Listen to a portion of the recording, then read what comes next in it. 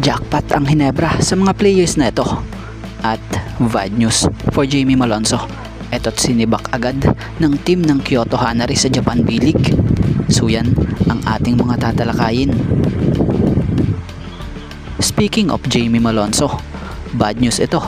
Daming nagulat dito matapos nga na-terminate agad ng Japan B-League team na Kyoto Hanaris ang kontrata nito after 5 games.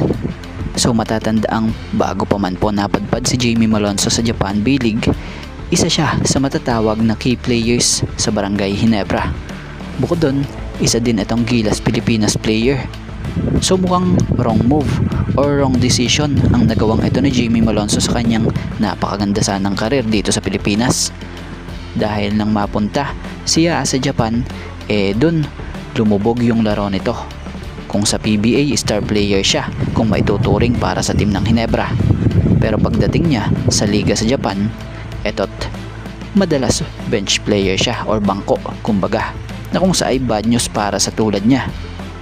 Sa stint nga nitong si Jamie Malonzo sa team ng Kyoto Hanaris ay nag-average lamang siya ng 1.2 points per game, 1.00 rebounds per game sa loob lamang ng 6.2 minutes of playing time in 5 games. So sa ngayon, kasalukuyang free agent na si Jamie Malonzo. So kung tutuusin, pwede na siya pumirma sa ibang B-League team kung may kukuha sa kanya. Dahil sa PBA, malabo na siya sa ngayon na makabalik pa dahil covered nga po siya ng 3-year ban na pinatupad sa pinakabagong nadagdag na rules sa PBA nito lang. So bukod pala doon, pwede pa rin siya maging option niya or pwedeng maging option niya ang liga sa Taiwan or sa Korea in case na may mag-offer sa kanya, gustuhin niya. At mapunta naman tayo rito sa nangyaring pinakahuling trade sa Barangay Hinebra na kung saay binitiwan nila etong 2 players nila na si Maverick Ahamnisi and Aljon Mariano kapalit ang 51st season future first round pick from Jeep.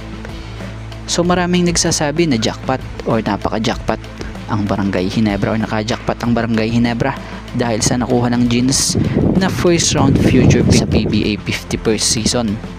Dahil balita'y inaasahang magiging isang pinakamalaki nga pong draft class ang paparating sa next PBA draft. Kabilang nga po sa mga potential rookie aspirants by that time ay yung gaya ng mga Gilas players like Dwight Ramos, Quentin Millora Brown at itong si Mike Phillips.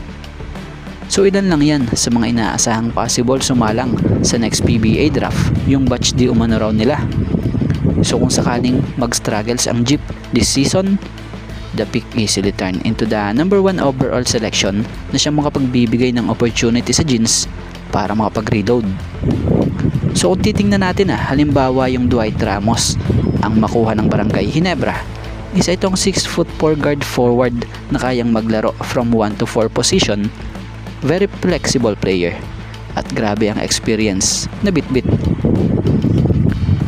Kung yung Mike Phillips naman, isang 6'8" center forward, very athletic big man, versatile player, may shooting inside and outside. Ang kagandahan nga po sa laro nito very energetic, dunker, and shot blocker pa. At kung yung QMB naman, 25-year-old big man, versatile player, 6'10" big man, 6'10" big man na kayang maglaro sa power forward and center position. So effective ang presensya nito inside, malakas, matigas, at matsyempo offense and defense. So sa madaling salita, yung big man na ito modern type of big man. So kaya naman, abangan natin sa next PBA draft kung sino ang makukuha ng Barangay Hinebra. Pero kung kayo ang tatanungin, ano ang opinion nyo?